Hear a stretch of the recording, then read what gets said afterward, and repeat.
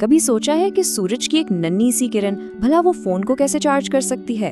تو آج ہم اسی حیرت انگیز سفر کو سمجھنے والے ہیں، بالکل شروع سے، روشنی کے ایک ذرے سے لے کر گھر میں لگے اس ساکٹ تک جہاں سے بجلی ملتی ہے۔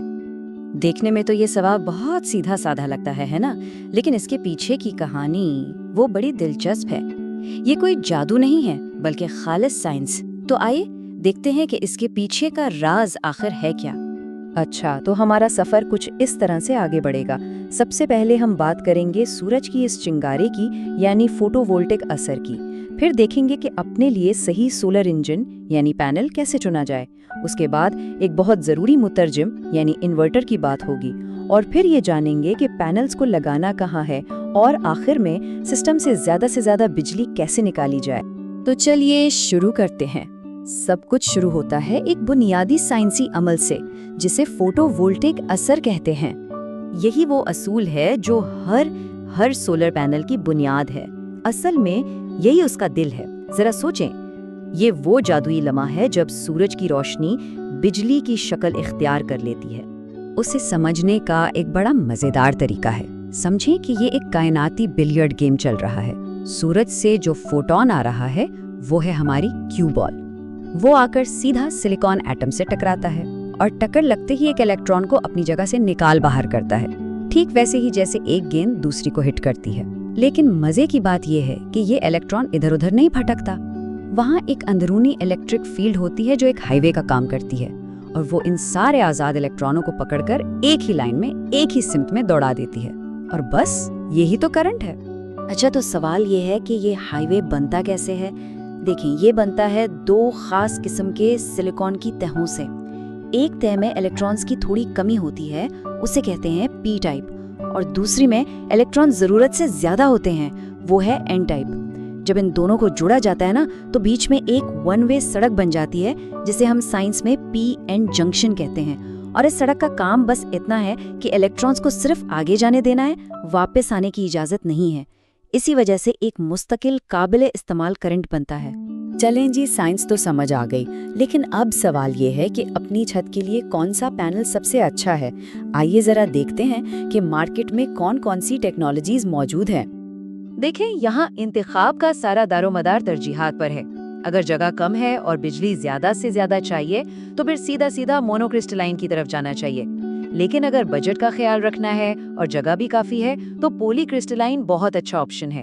اور ہاں، اگر لچک چاہیے، مطلب کسی کشتی پر یا گاڑی کی چھت پر لگانا ہے، تو وہاں تھن فلم ٹیکنالوجی کام آتی ہے۔ تو عام طور پر گھروں کے لیے جو انتخاب ہوتا ہے نا، وہ انہی دو میں سے ہوتا ہے۔ سیدھی سی بات ہے، جگہ کم، بجلی زیادہ چاہیے، مونو کرسٹلائن۔ جگہ زیادہ ہے اور پیسے بچانے ہیں تو پولی کرسٹلائن۔ اچھا، پینلز نے تو بجلی بنا لی، بہت خوب، لیکن کیا یہ بجلی سیدھا ہمارے ٹی وی اور فریج کو چلا سکتی ہے؟ جواب ہے بالکل نہیں، کم از کم اس وقت تک تو نہیں، جب تک اس سسٹم کا ایک گمنام ہیرو یعنی انورٹر اپنا کام شروع نہ کر دے۔ انورٹر کا کام اگر بالکل سادہ لفظوں میں سمجھیں تو وہ بجلی کی دنیا کا ایک مترجم یا ٹرانسلیٹر ہے۔ پینلز جو بجلی بناتے ہیں وہ ہوتی ہے ڈی سی، جبکہ ہمارے گھر کی تمام چیزیں وہ سمجھتی ہیں اے سی کو۔ تو انورٹر کا کام بس ان دونوں کے بیچ میں ترجمہ کرنا ہے۔ اسے اس طرح سے بھی سمجھا جا سکتا ہے، ڈی سی کرنٹ ایک پرسکون دریا کی طرح ہے جو بس ایک ہی سمت میں بہتا چلا جاتا ہے۔ یہ بیٹریوں کو چارج کرنے کے لیے بہترین ہے، جبکہ اے سی کرنٹ ایک سمندری لہر جیسا ہے جو آگے پیچھے اپنی سمت بدلتا رہتا ہے۔ ہمارے گھر کے سارے آلات اسی لہر پر چلنے کے لیے بنے ہیں، اور انورٹر کا کام اس پرسکون دریا کو اس طاقتور لہر میں بدلنا۔ لیکن آج کل کے انورٹر صرف مترجم نہیں رہے، اب تو یہ پورے سسٹم کا دماغ بن چکے ہیں۔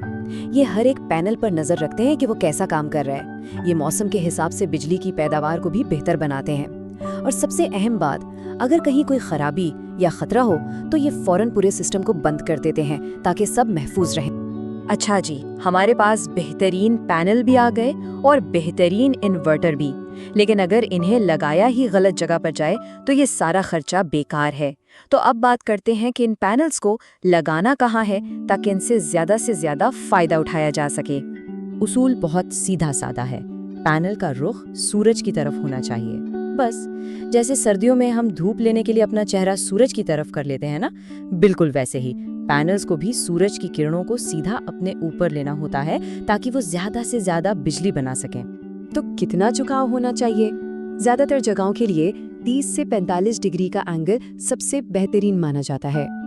इसका एक आसान सा फॉर्मूला ये भी है कि जिस शहर में है उसके लैटिट्यूड यानी अर्जुल बल्ब के बराबर पैनल का झुकाव रख लें। इससे होता यह है कि साल भर सूरज की रोशनी बेहतरीन जाविये से पैनल पर पड़ती है। और ये नंबर ये बहुत अहम है, खास तौर पर शमाली निस्फ कुरे में, जहां पैनल्स का रुख जुनूब की तरफ होना चाहिए। अगर उन्हें जुनूब के बजाय मशरिक या मगरिब की तरफ लगा दिया जाए तो सीधा सीधा 20% बिजली कम बनेगी। ये बहुत बड़ा फर्क है। तो ठीक है, सिस्टम लग गया, लेकिन कहानी यहाँ खत्म नहीं होती। अब असल मुकाबला शुरू होता है उन चीजों से जो रोजमर्रा में आपके सिस्टम की कारकर्दगी को कम कर सकती हैं। ये बात शायद थोड़ी अजीब लगे, लेकिन सोलर पैनल्स को धूप तो चाहिए, मगर गर्मी इनकी दुश्मन है, बिल्कुल किसी भी इलेक्ट्रॉनिक चीज की तरह। जब पैनल बहुत ज्यादा गर्म हो जाते हैं तो उनकी कारकर्दगी गिर जाती है। इसीलिए अक्सर एक ठंडा और साफ दिन एक बहुत गर्म और तपते हुए दिन से ज्यादा बिजली बना कर देता है। और अब बात करते हैं सबसे बड़े दुश्मन की, साया। साया सोलर पैनल्स के लिए जहर की तरह है, क्योंकि सारे पैनल एक लड़ी में जुड़े होते हैं, एक जंजीर की तरह। अगर किसी एक सेल पर भी थोड़ा सा साया आ जाए तो वो पूरी जंजीर की सबसे कमजोर कड़ी बन जाता है और पूरे सिस्टम की बिजली की पैदावार को एकदम से गिरा देता है। लेकिन एक अच्छी खबर भी है, वो ये कि सोलर पैनल बहुत ज़्यादा पायदार होते हैं।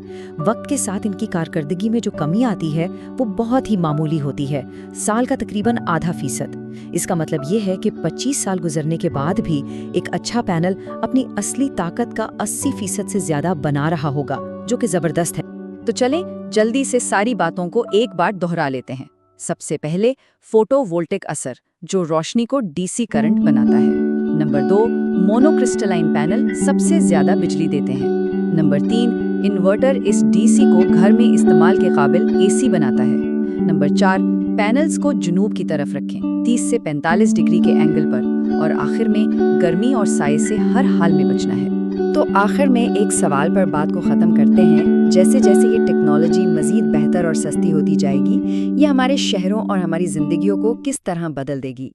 ये सिर्फ बिजली पैदा करने का एक नया तरीका नहीं है, बल्कि ये एक नए मुस्तकबिल याद रखने जैसा है।